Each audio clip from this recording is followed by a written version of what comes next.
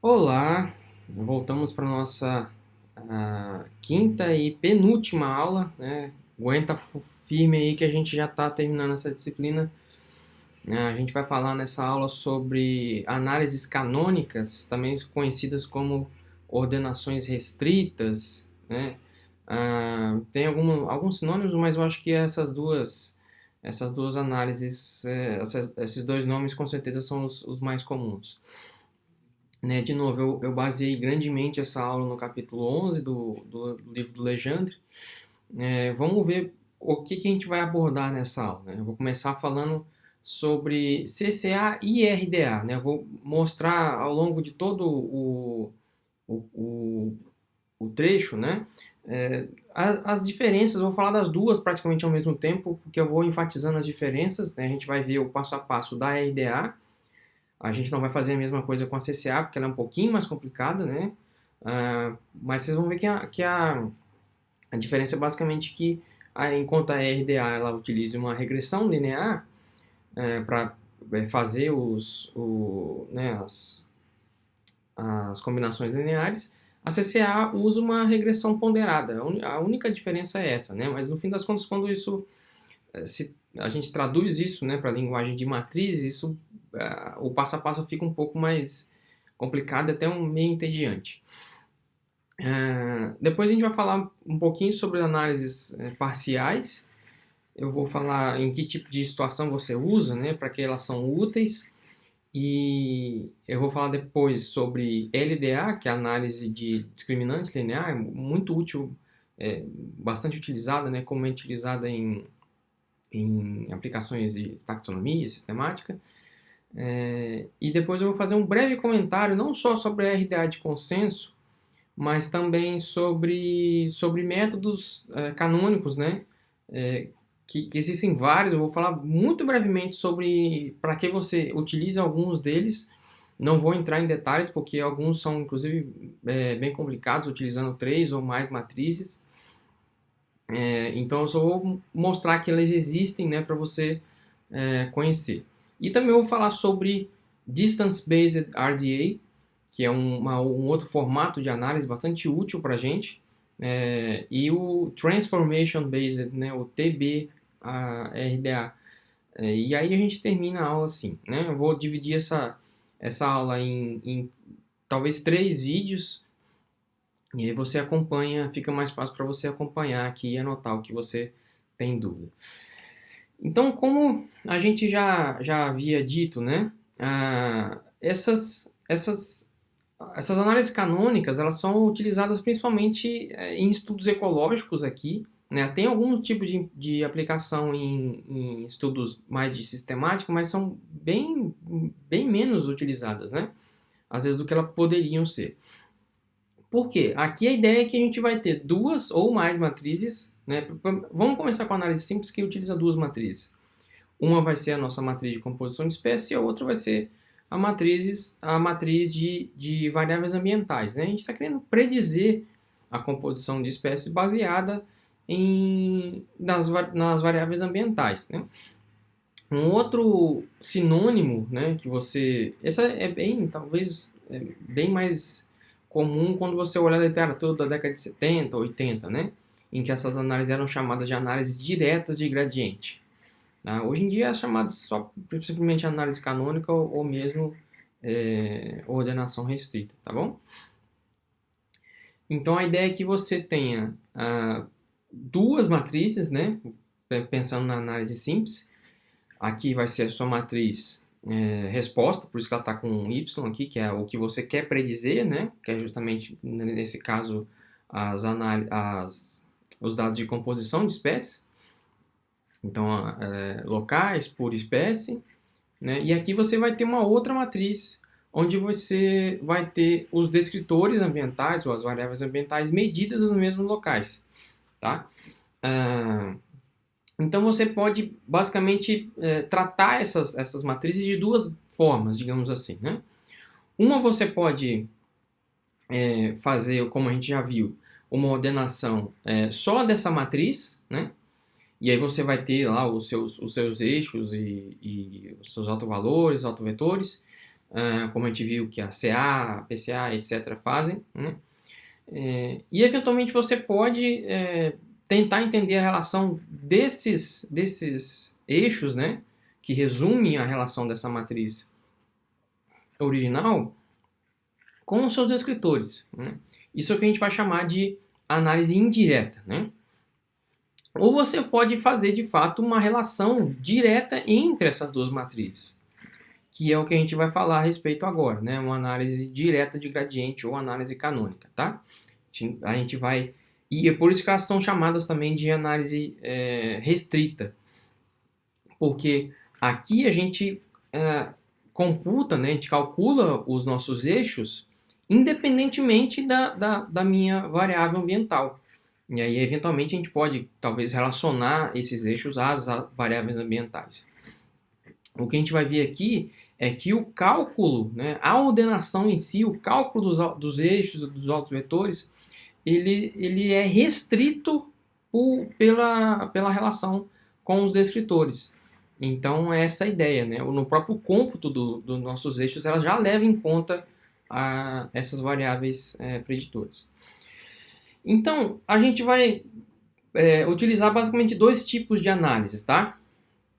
Se a gente quer relacionar, ou a gente quer predizer ou explicar a relação, né, entre os meus descritores aqui e os objetos, dada uma outra matriz de variáveis preditoras, digamos assim, a gente vai basicamente usar o que a gente vai chamar de análises assimétricas, tudo bem?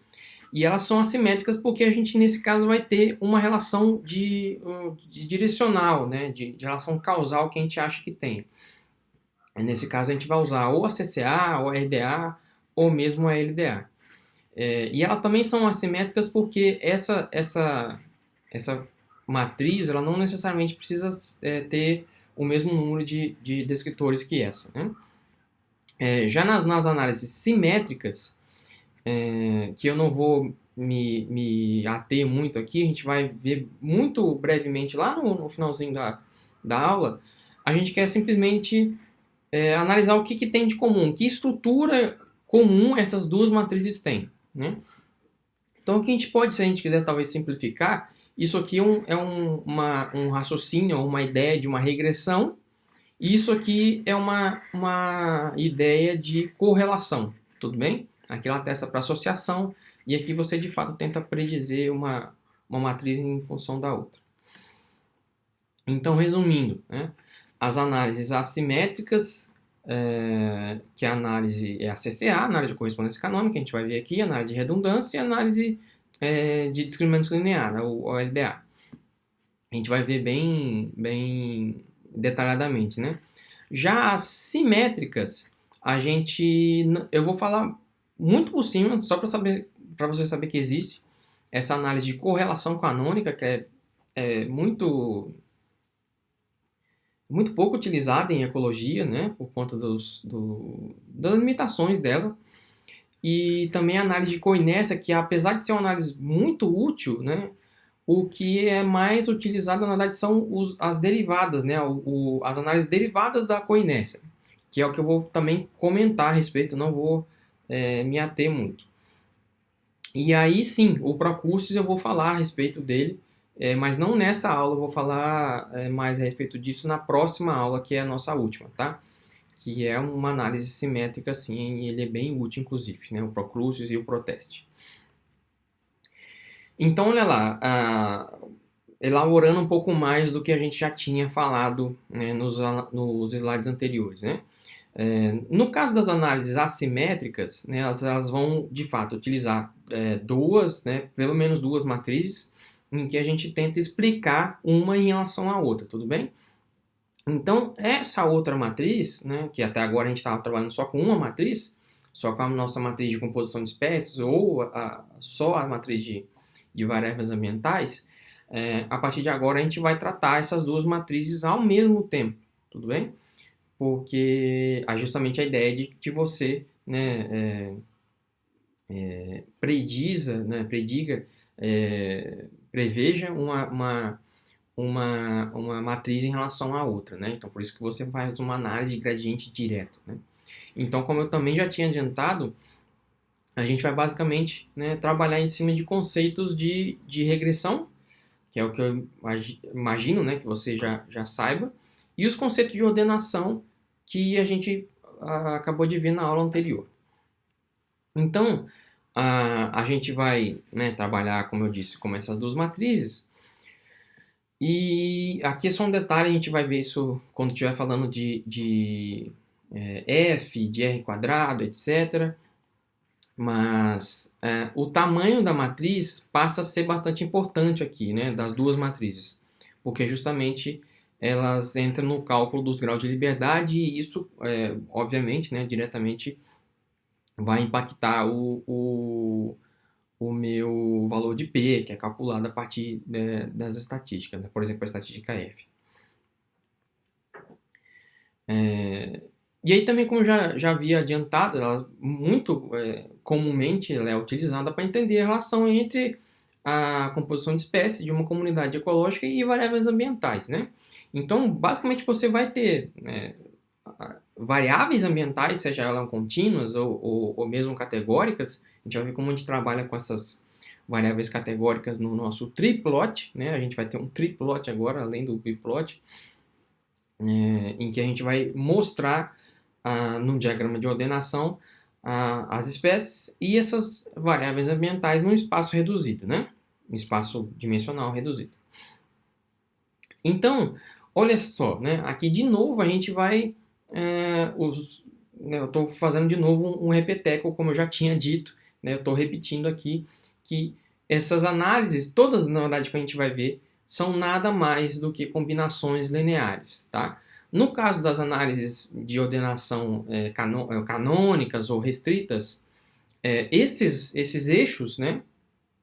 Desculpa, enfim, na combinação linear são justamente os eixos, mas eles vão ser construídos levando em conta não só as espécies, como a gente estava vendo até há pouco, né? Mas as variáveis ambientais também, né? E aí, claro, por conta disso, essa combinação linear vai ser um pouquinho mais complexa do que a gente estava acostumado a ver na PCA, por exemplo, né? Então, eu não vou entrar em tanto detalhe, mas só para a gente ter essa ideia de que análises multivariadas não fogem muito desse padrão, tá? Elas são nada mais do que combinações lineares, e é por isso que é tão importante você entender o que é uma combinação linear, né? Se você não lembra, volta lá na nossa primeira aula, vou deixar aqui o card linkado, entende um pouco mais, né? Claro que eu deixei também no Moodle mais material, né, sobre isso, então volta lá e entende um pouco mais o que é combinação linear, porque aí fica bem mais fácil de você entender todo o restante da disciplina, né? E aí, como eu já tinha antecipado também, a gente vai ter aqui uma ideia de regressão, né? E em contraponto a uma ideia de correlação. Então, numa regressão, normalmente a gente tem uma variável dependente, independente, ou preditora e resposta, né? Que a gente quer prever. E a gente assume essa relação causal entre essas variáveis. Aqui a gente vai transportar esse mesmo raciocínio para matrizes, né? Para um conjunto multidimensional de dados. Então a gente também pode usar isso, né, em termos exploratórios, né, fazendo esse tipo de relação, como a gente também pode usar uma regressão de forma exploratória, né? Mas a ideia aqui é por conta das derivações, digamos assim, das análises que a gente vai ver também um pouco mais detalhado lá na frente, a gente pode testar hipóteses, né, definidas a priori, porque a gente vai ter uma estatística do teste, a gente vai ter valor de P associado à análise em si, aos eixos, né, as variáveis que a gente vai estar incluindo no nosso modelo, né, a variável preditora. Então ela tem uma coisa um pouco mais elaborada, né, que a gente pode explorar mais e deve explorar, né? Então, o que a gente precisa para realizar essas análises, né? Basicamente, a gente precisa de uma matriz, pelo menos uma matriz, seria a nossa matriz resposta, né? Nossa matriz Y, né? Lembrando que aqui ela está em negrito justamente porque essa letra está representando uma matriz. Então, nesse caso, ela vai ter dados de espécie por local, né, tanto dados de abundância das espécies quanto presença e ausência, tudo bem? E aqui também a gente tem a nossa matriz preditora, né? Que vai ser justamente, ou comumente, vão ter dados de variáveis ambientais. E aqui, esse é um ponto, uma necessidade, né? Como a gente vai medir as espécies, né? Vai coletar as espécies em alguns locais. Imagina que você está medindo, né, insetos aquáticos em poças. E a gente também vai medir, né, nessas mesmas poças variáveis ambientais. Eu tenho que ter nessas duas matrizes o mesmo número de poças, né? As minhas variáveis, desculpa, os meus objetos têm que ser os mesmos, tá bom? Para a gente conseguir realizar a análise, senão quando a gente entra lá no programa vai dar um erro, ele não vai deixar a gente prosseguir. E aí, quais são os pressupostos, né? Essas análises pressupõem que a gente tem o que a gente chama de dados dimensionalmente homogêneos. A gente já tratou sobre isso, né, na PCA. Se você não lembra, volta lá para dar uma estudada melhor na análise. E o que isso quer dizer? Ela pressupõe, ela assume, né, que as variáveis elas têm que ser padronizadas, no caso da nossa matriz X, né? E aí aqui, claro, né, essa matriz preditora, ela pode ser tanto quantitativa, né, quanto conter variáveis qualitativas, tipo binárias, presença-ausências ou multiestado. E ela também assume a ausência de multicolinearidade. Estou imaginando também que você saiba o que é isso, né, de uma análise de regressão múltipla. Multicolinearidade é justamente quando você tem variáveis preditoras que elas em si são correlacionadas entre si, né? Então você deve minimizar isso, né? Porque para justamente entrar na sua análise com variáveis preditoras que trazem informações independentes, né? E porque de fato você pode interpretar elas como independentes uma da outra. A gente também vai ver que a nossa matriz resposta ela também precisa passar por uma transformação, que é justamente o que a gente viu na nossa segunda aula.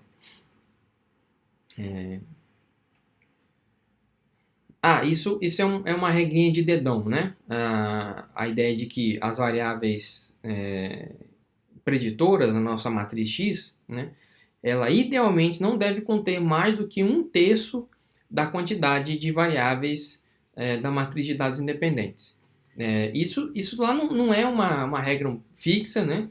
Mas isso torna a sua análise, além de mais razoável, digamos assim, mais fácil de ser interpretada, torna a sua análise um pouco mais robusta. Então a ideia é que você não tenha mais variáveis ambientais do que espécies na sua matriz, né? Porque ela não faz lá muito sentido, né? Então, aqui a gente vai ver, de fato, a primeira diferença, digamos assim, entre a RDA e a CCA, né? Que é uma dessas análises assimétricas que a gente vai explorar mais a fundo. Então, enquanto a RDA ela assume, né, uma relação linear entre a variável preditora e a resposta, assim como numa regressão, por exemplo, linear, né? A CCA ela vai assumir uma relação unimodal, que é uma relação, né, gaussiana, aquela curva formato de sino aqui, né? E é basicamente essa a diferença, né, entre as duas, né, em termos de pressuposto. Então aqui a CCA ela vai incorporar a ideia do nicho, né, que as espécies têm uma abundância ou frequência, né? Você usar presença e ausência, você vai analisar a frequência das espécies em relação a um gradiente ambiental, né? Se você lembrar do que eu havia dito, a análise de correspondência canônica é justamente a versão restrita da CA, né? A análise de correspondência que a gente já explorou na aula passada. Então aqui é justamente, né, a gente vai analisar ou vai assumir uma relação unimodal, assim como a gente fez na análise de correspondência. E você também, se você lembrou bem da análise, você vai estar lembrando que essa análise ACA, ela utiliza uma distância de Q quadrado para fazer isso, né? A CCA também vai utilizar, e aí aqueles problemas eles vão retornar aqui no caso da CCA, a gente precisa lidar com eles, eu vou falar um pouco sobre isso, tá? Então é basicamente isso. Aqui só um detalhe, né? Redundância, o que quer dizer redundância? Isso é sinônimo de variância explicada, assim como inércia, enfim. Então, qual que é o cenário básico, né, ou mais comum em que a gente utiliza essas duas análises, a CCA e a RDA? A gente vai voltar para aquele mesmo caso, né? A gente tem lá as nossas comunidades, lá no caso desses exemplos aqui, né, poças com sapos. A gente vai nessas poças e coleta dados sobre descritores ambientais, né? Densidade de vegetação, tipo de vegetação, porcentagem da superfície da poça exposta, né? A gente falou sobre isso lá na nossa primeira aula, né? E aí, junto nessas mesmas poças, além de medir as variáveis ambientais, a gente também identifica quais espécies, né, e quantos indivíduos dessas espécies, né, que ocorrem nessas mesmas poças. Então a gente vai acabar com duas matrizes, né? Uma em que a gente tem as nossas variáveis preditoras ambientais e outras que vão estar justamente a composição de espécies, né? Em que as linhas aqui vão ser locais ou poças, nesse exemplo, e as espécies nas colunas, tá? Isso a gente já viu, isso eu estou retomando aqui. Então, qual principal pergunta a gente está tentando responder com esse tipo de desenho amostral e com esse tipo de análise, né? Uma questão bastante ampla e muito comum é justamente quais variáveis ambientais estão influenciando a composição de espécies? Quais variáveis ambientais ou descritores ambientais estão determinando que a espécie X ocorra nessa poça e a Y ocorra na outra, tá? É basicamente isso. Se a gente utilizar a RDA para responder essa pergunta, a gente vai estar justamente, né, assumindo essa relação linear entre as espécies e os gradientes ambientais. E aí eu vou utilizar isso para explorar um pouco mais como a RDA funciona, né? Entender como esse tipo de análise pode ser aplicado para esse tipo de problema, para tentar responder esse problema. Então, imagina antes que a gente tenha não a abundância de todas as espécies, né, ao mesmo tempo, mas a mudança de uma espécie. E aí, claro, isso não vai ser uma matriz, vai ser simplesmente um vetor, né? E a gente quer predizer a abundância dessa espécie em relação a um conjunto de variáveis preditoras, tá? O que a gente faria nesse caso? Que tipo de análise a gente utilizaria? Uma regressão múltipla, né? A gente vai ter um conjunto de preditoras, né? Que vai ser utilizada justamente para predizer essa variável que é a abundância dessa espécie X, né? Desculpa, essa espécie qualquer. No caso da RDA, a gente vai utilizar esse mesmo raciocínio, só que ao invés de uma abundância de uma espécie, a gente vai utilizar a abundância de todas as espécies ao mesmo tempo. Então, nesse caso, a gente vai ter uma matriz de resposta, né? E não só uma variável resposta, sim uma matriz resposta. E aí, como é que a RDA funciona? Né? Olha só como é que essa análise, a ideia é simplesmente fantástica. E, de novo, essa análise também ela foi proposta, né, e redescoberta várias vezes, e aí acabou ficando o nome de RDA, mas se você for né, dar uma olhada no histórico, essa análise também foi chamada, né, bem antigamente com outro nome, óbvio que hoje em dia a gente só chama isso de RDA. Né? Então tudo começa com as nossas duas matrizes, como eu tinha dito, né? A nossa matriz de composição de espécies e aqui, por exemplo, a nossa matriz de variáveis ambientais. Aqui eu estou assumindo que você padronizou a sua matriz, né, Desculpa, você transformou a sua matriz de composição, né? E você padronizou a sua matriz de preditores. Então, por isso que está aqui, variáveis centralizadas, né?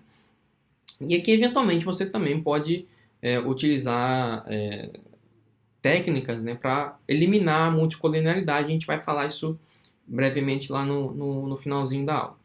Então, qual que é a ideia aqui? É que você, o primeiro passo, digamos assim, você vai, assim como numa regressão, você vai fazer uma regressão de cada variável x, né, com cada coluna aqui da minha matriz y. E é basicamente isso, tá? É uma regressão, de fato, que você vai fazer com cada variável, né, cada coluna daqui com cada coluna daqui. Se você fizer isso, você acaba ficando com duas informações. Você concorda comigo? Numa regressão, você vai ter os seus vetores, né? Os seus dados, que são o ajustado, que é o chamado de fitted, né? E tudo aquilo que não é predito, né? Tudo aquilo do y que não é predito pelo x, né? Que é basicamente o erro ou o resíduo. E o que você vai fazer com isso? Você vai colocar essas duas informações em duas matrizes diferentes. Então você vai colocar os seus valores, que aqui vão ser de fato, né, os vetores de y numa matriz, né? E tudo aquilo que não é predito pelo x, né, vai ficar aqui numa outra matriz de resíduos. Enfim, você está acostumado com isso, tá? Eu só estou retomando esses conceitos aqui e expandindo indo. Então, não, parece complicado, mas não é. Eu prometo para você.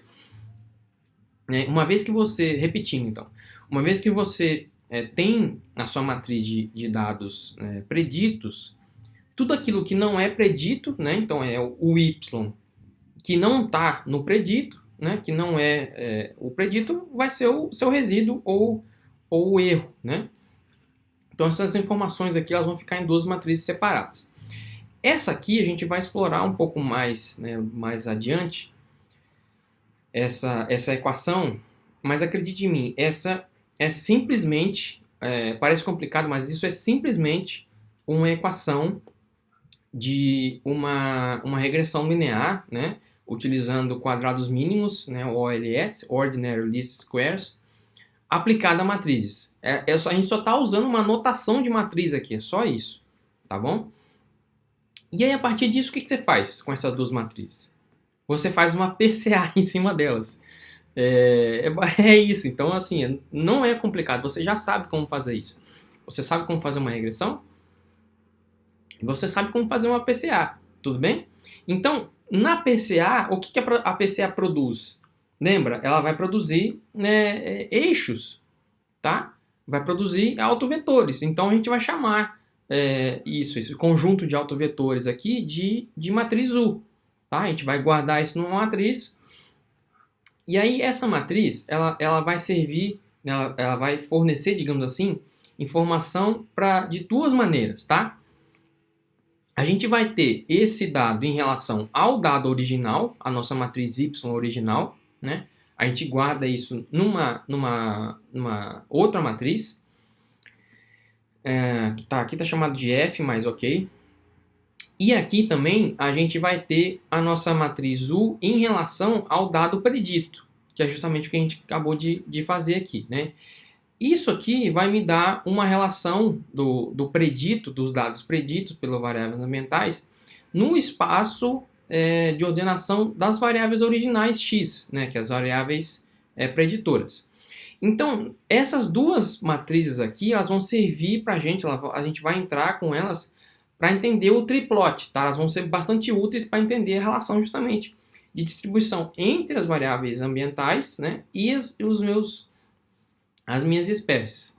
E, eventualmente, também, se você quiser, você também pode plotar os seus objetos. Por isso que é triplote, né? Porque é as variáveis ambientais, as espécies, né, e os objetos. E aí é isso por enquanto, tá? a gente vai ficar com essas duas matrizes. Tá? E aí, e em relação ao resíduo, né, o que não é predito? Como numa variável, como numa análise de regressão múltipla, aqui no caso, a gente vai ficar com o que não é predito, que não é, a variância, né, de y que não é predita pelo x.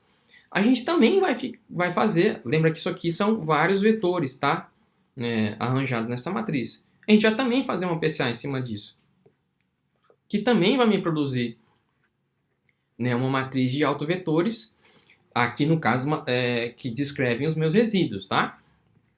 E a gente eventualmente pode utilizar eles para fazer ordenação ou na maioria das vezes a gente só usa, né? A gente não ordena isso, mas ou pelo menos não visualmente, né? A gente não faz um biplot, mas a gente isso é o resultado de uma ordenação, né, dos resíduos no espaço reduzido, e a gente vai utilizar ele para entender o quanto das nossas variáveis preditoras explicam a composição de espécies, por exemplo. E é isso, né? Parece complicado, mas é simples assim, gatinho. Não complica muito essa história. Você já sabe fazer isso porque você sabe fazer uma regressão e você sabe fazer uma PCA. É isso, né? Isso é o resumo de uma RDA. Eu sei que é muita informação, macaquinho, né? Eu sei que é muita informação de uma vez só, mas olha só, a gente está de novo construindo em cima, né? A gente está acumulando um pouco mais de conhecimento em cima daquilo que a gente já discutiu. Parece coisa muito nova, mas na verdade vocês vão ver que é só simplesmente mais uma, né, uma variante, né, em torno do mesmo tema. Então, vamos ver, claro, isso que eu expliquei para você de grosso modo como a RDA funciona, vamos entender ela passo a passo a partir de agora. Então, olha lá, primeira coisa que a gente já vai mostrar, justamente a regressão múltipla, né, de cada variável aqui com cada variável do y, tudo bem? Então, a gente já vai acabar com duas matrizes. Uma matriz né, o y predito e tudo aquilo que não é predito pelo x, que vai ser o resíduo, tudo bem? O que a gente faz com isso? Agora, imagina só, visualmente, talvez isso melhore. Aqui, imagina que a gente tenha o nosso isso se fosse uma regressão linear, a gente teria simplesmente um y, né, e vários x. E aí a gente teria os nossos pontos aqui de dados, né, que representariam a relação, né, do y com os vários x, né? Agora imagina que aqui a gente tem não só um, né, y, mas vai ter justamente várias colunas. Isso faz com que a gente tenha um plano hiperdimensional, né, e não só uma coisa tridimensional como essa, né? Então imagine isso, né? Não me pergunte como você vai fazer isso, mas imagine que você tenha esse tipo de coisa. Então, o que a gente vai fazer agora é simplesmente traduzir aquilo que a gente já fez, né, que é uma regressão, em equações, né, em forma de matrizes, tá? Que é uma notação de um modelo linear comum, que a gente já sabe como funciona, em formato de matriz. Então, como é que funciona isso? A gente vai ter o nosso y, né, a nossa matriz y, que vai ser predita pela nossa matriz x. E aí, olha lá, isso aqui de novo é o nosso coeficiente, o beta, que vai estar, né, um coeficiente para cada coluna aqui, e mais o erro, mais um conjunto aqui que vai ser justamente, vai guardar os meus resíduos. Então, como é que a gente deriva isso? O que é o objetivo dessa análise? É justamente encontrar os coeficientes, né? Para isso que eu faço uma regressão, para encontrar justamente os betas, que é o parâmetros, né? Nesse caso vão ser os parâmetros da minha análise. Então, a primeira coisa que eu faço eu estou preocupado primeiro em encontrar os betas, né? Então, eu inicialmente posso ignorar aqui os resíduos, eu vou justamente ter o y vai ser igual ao x, preditor, e o beta, que é os coeficientes. Para fazer qualquer tipo de operação, eu preciso manter essa equalidade, então eu coloco aqui, né, para fazer operações, tem outro truque, né, é uma operação matemática, que aqui eu multiplico essas duas matrizes, aí, claro, dos dois lados, pelo x transposto, tá? É isso que quer dizer aqui, né? E aí, de novo, eu vou realizando essas operações para isolar o beta, tá? Então, para manter de novo essas inequalidades, essas equalidades, multiplico pelo inverso aqui dos dois lados, etc. Faço corto, eu vou acabar nesse lado aqui da equação com uma matriz identidade. Olha só, de novo a nossa matriz identidade, a velha conhecida, né? E aí, a matriz identidade, se a gente multiplicar qualquer coisa pela matriz identidade, lembra disso? A gente vai ficar com essa coisa, né? E é justamente o que está acontecendo aqui. A gente fica com o beta, né? Que vai ser igual a tudo o que está aqui desse lado. Tudo bem? Que é justamente o que a gente acabou de ver lá naquele primeiro slide, tá? Então, é justamente isso que a gente vai fazer, tá? Isso aqui é nada diferente de uma equação, né, de uma reta, de uma regressão linear, tá? Eu só estou utilizando uma notação de matriz, tá? É só isso, galera. Só estou mostrando da onde que veio justamente essa equação aqui, que pode ter parecido do nada, mas é justamente a dedução, né, dela tá aqui. Tudo bem? Esse slide eu peguei emprestado do Michael Collier, né, tá disponível na internet de um curso, né, de morfometria geométrica, por isso que eu tirei de lá. Então, justamente, a partir disso, a gente tem dessa equação, se a gente né, colocar um input aqui das variáveis, a gente vai ter o predito pelo y, tudo bem? Lembrando que essas aqui já estão, né, essa variável y, nossa matriz resposta já estão centralizadas pela mente. Ah, sim, e outro detalhe, como você pode ter visto, né, ou notado, aqui, diferentemente da equação da reta original, né, ou mais comum, a gente não tem um intercepto, tá? Porque nesse caso, de fato, ela não existe nessa equação. E aí, o que vai acontecer? A gente vai ter os coeficientes, os valores de beta, né, que vão estar guardados, vão ser vetores, né, porque lembra, a gente está regressando cada variável, né, preditora com cada variável resposta. Isso vai retornar para a gente vários vetores, né, de beta referente a cada coluna, e a gente vai guardar isso numa outra matriz. E aí o que a gente faz com essa matriz de betas? A gente realiza uma PCA em cima dela, tudo bem? E aí a PCA, o que ela vai produzir para a gente? Um conjunto de autovetores, autovalores e os scores, que é justamente, se você lembrar lá da aula, vão ser as posições das suas variáveis ao longo desses eixos, tudo bem? É isso. E aqui talvez comece, né, um pouco mais as diferenças, né, entre a RDA e a PCA, né? Desculpa, a RDA e a CCA. Aqui no caso,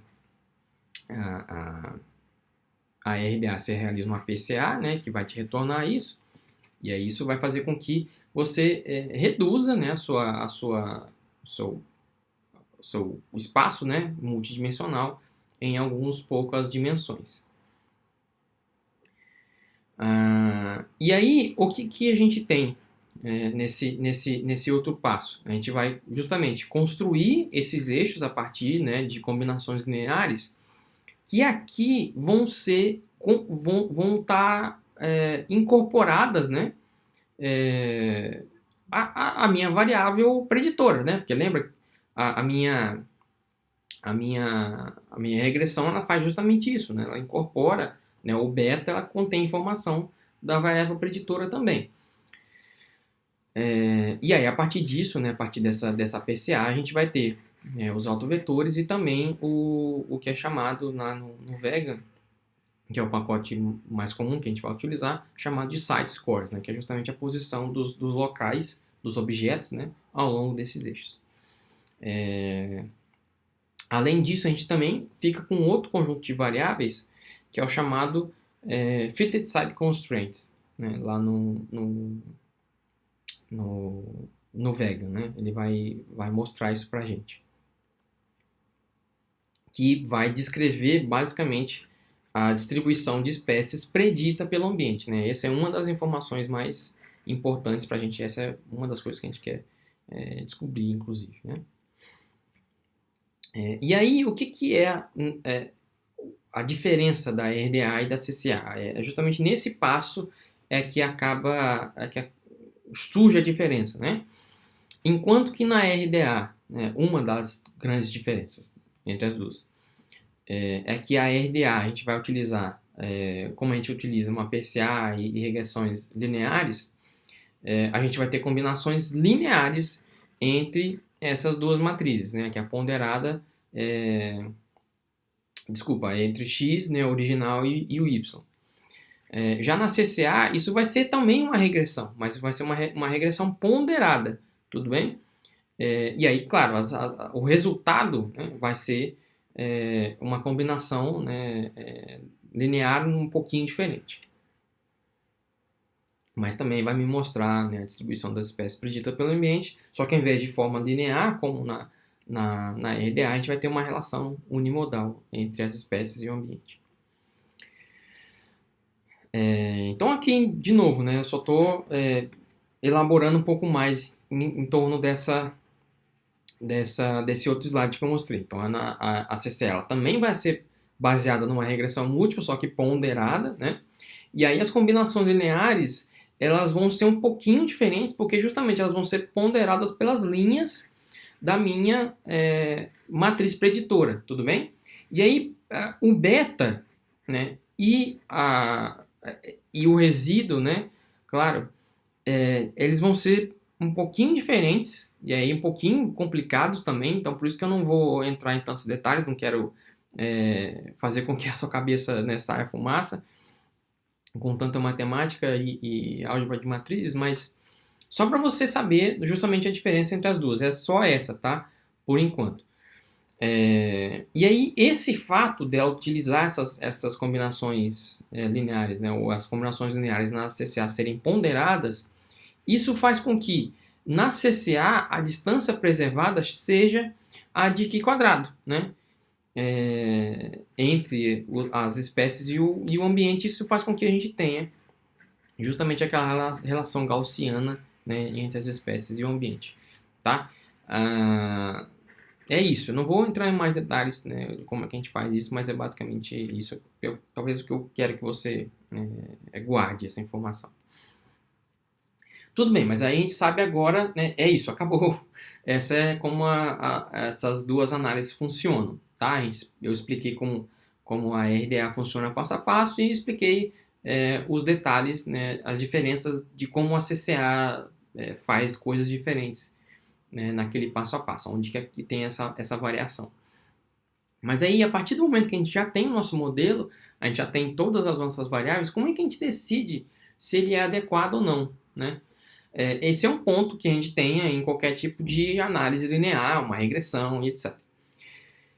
A gente precisa, nesse caso também, né, numa ordenação restrita ou canônica, uma análise canônica, também ter alguma coisa similar ou equivalente. Tá? No caso dessas análises ACCA e RDA, a gente vai construir, a gente pode obter um equivalente ao R quadrado, né, na nossa regressão. Só que aqui, claro, a gente vai chamar de R quadrado canônico, né? E aí, claro, se você utilizar, né, várias variáveis, ou se a sua matriz X tiver várias variáveis, né, num contexto de regressão múltipla, né, linear, a gente também pode ter um R quadrado canônico ajustado. Justamente esse N e M, aqui eu não vou voltar, mas isso está um dos primeiros slides dessa aula, que é justamente o tamanho da matriz, né? Lembra, a gente tem um número de linhas e colunas, e eu falei que isso ia entrar no campo do R quadrado, do grau de liberdade, e é aqui um dos lugares que a gente vai precisar dessa informação, né? É basicamente o tamanho da nossa matriz. que é basicamente um R quadrado, né, ponderado pelo número de variáveis que você utiliza. Né? Assim como numa regressão linear múltipla, a partir do momento que você vai adicionando variáveis preditoras, é claro que a variância explicada ela vai aumentar, né? Então você precisa ponderar isso, e é justamente isso que esse R quadrado ajustado faz. Tudo bem? Então aqui, no caso quando você realiza a PCA, naquela matriz de preditos, né, dos betas, ela só é utilizada, na verdade, quando você encontra uma relação significativa entre essas duas matrizes. Né? Porque, claro, não vai fazer tanto sentido se você não tem uma relação, né, reta. Né? Imagina que a reta da sua regressão é plana, assim, né? Ao invés de ser positivo ou negativo. Aí, claro, nesse caso o beta vai ser zero, né? Só que você precisa de um número, né? Uma estatística que te meça a proporção de variação ou variância explicada. É justamente isso que é o R quadrado, como eu acabei de explicar, né? Que você tem a soma de quadrados da sua matriz predita dividida pela soma de quadrados da matriz original. Então, o quanto da matriz original é explicada pelo seu dado, pelo seu beta, pela sua relação entre o preditor e a resposta, né? Então, assim como todas as estatísticas, a gente tem sinal dividido pelo ruído. Todas as estatísticas que você vai encontrar são assim, sinal, ruído, tudo bem? Estatística é simples, é só uma questão talvez de você entender justamente esses padrões, né? Que eles se repetem. É isso. E aí você tem justamente alguns detalhes nesse R quadrado canônico, que é justamente isso que a gente vai falar rapidamente aqui. Diferentemente do R quadrado original, lá da sua matriz da sua regressão linear, o valor mínimo dele não é zero, porque justamente esse valor, né, ele vai depender, o valor esperado do R quadrado, ele depende do tamanho da sua matriz, que é basicamente o tamanho de linhas e colunas, tudo bem? Que é um número isso é equivalente a um número de variáveis preditoras, tá? Esse E aqui é expected, né? R quadrado esperado. E aí, como é que você faz? Quais são os usos desse R quadrado, uma vez que você calcula ele, né? Ele pode ser usado, na verdade, tanto em termos de teste de hipótese, né? Do seu modelo, mas ele também pode ser utilizado, e aí é uma das aplicações talvez mais interessantes dele, é você interpretar o eixo. Então, você aqui na RDA e na CCA, você consegue fazer um teste de significância do eixo. Tudo bem? Claro que isso vai ser utilizado, né? Eu vou te explicar daqui a pouquinho como faz isso. Mas é uma das características talvez mais interessantes das análises canônicas. E aí, a partir disso, você pode... e aí, desculpa, aqui talvez não significância do eixo, porque isso você faz com o teste F, que eu vou explicar daqui a pouco. Mas você pode calcular o R quadrado ajustado para cada eixo. E a partir disso, você sabe o quanto cada eixo explica da sua variância, né, total. E aí, a partir disso, você pode escolher ou entender, na verdade, se você está trabalhando com um gradiente curto ou um gradiente longo. Né? Você pode usar esse critério, né, do R quadrado do eixo para entender se você está trabalhando com eixo curto ou com eixo longo. O que eu quero dizer? Eu não disse para você que a RDA é equivalente à PCA, né, que ela é feita, ela assume que você tem um gradiente curto, uma relação linear das espécies com o ambiente. Então, você pode fazer uma RDA, né, e calcular o R quadrado do primeiro eixo lá da RDA, do eixo, né, o restrito. Você repete o mesmo procedimento com uma CCA. Né? A CCA assume que você tem um gradiente longo, uma relação unimodal. E aí, baseado nisso, baseado no R quadrado do primeiro eixo de cada variável, de cada análise, você pode entender. Pô, será que a RDA está me explicando mais da relação entre a matriz y e x? Se isso for o caso, é muito provável que você tenha um gradiente curto, né? Então, você pode usar isso, né? Usar esse critério do R² ajustado para decidir qual análise você faz. Tudo bem? Então, essa é a ideia. Você, claro, vai ficar com a análise ou com o modelo que te produz o maior R² ajustado, tá? E aí, agora sim, né? O teste F. Aí o F ele vai entrar ou ele vai ser utilizado para testar a significância do modelo, né? Da RDA e da CCA. O R² ele vai me dar uma ideia só de variância explicada. Então, se eu tenho R², eu tenho F. Tá? São coisas relacionadas, assim como na regressão linear. Então, o F, né, canônico aqui, claro, ele vai ter essa formulinha. Então, de novo, a gente vai utilizar aqui, né, o R² ajustado, que vai levar em conta, né, o número de variáveis e o tamanho da minha matriz. Então, essa sim vai ser a minha estatística do teste. Tudo bem? Vai ser um número que vai medir um padrão. E aí, a partir disso, se eu tenho uma estatística do teste, eu posso ter um valor de P associado a esse F. Tudo bem? E eu posso ter isso tanto para RDA como para CCA, como eu disse. E aí, como eu disse, você pode ter, né, assim como você tem um R², né, para cada eixo, você também tem um R², você tem um F para cada eixo. Então, você consegue testar a significância. Se você é lá um frequentista, né, dos mais ferrenhos, você acredita, né, no valor de P ferrenhamente, você pode ter um valor de P para cada eixo da sua análise. Aí, de novo, tanto para RDA quanto para CCA. Então, esse artigo aqui do Legendre, em 2011, ele aborda, ou ele explora um pouco mais isso que já estava implementado no Canoco, que é um pacote, né, um software bastante famoso, que é feito, né, pelo Kyle Ter Braak. Esse é o cara que criou a CCA lá na década de 80, 86, se não me engano. E aí ele fez, junto com isso, ele fez um pacote, né, chamado Canoco, e que ficou bastante famoso. Então, por isso que a CCA também ficou bastante famosa, porque todo mundo tinha acesso a esse software, que é pago, né? Era pago e é pago. Ainda hoje. Então, aqui o que o Legendre fez é simplesmente formalizar um pouco mais, que é uma coisa que estava implementada lá, mas só estava o algoritmo e você não tinha essa formalidade, digamos assim, matemática, né? Então, aqui a ideia é que você possa testar a significância dos eixos em termos da variação capturada. Será que a variação capturada pelo eixo 1 da CCA é maior do que o esperado ao acaso? Né? Então, isso é a resposta que você tenta buscar com esse tipo de análise aqui.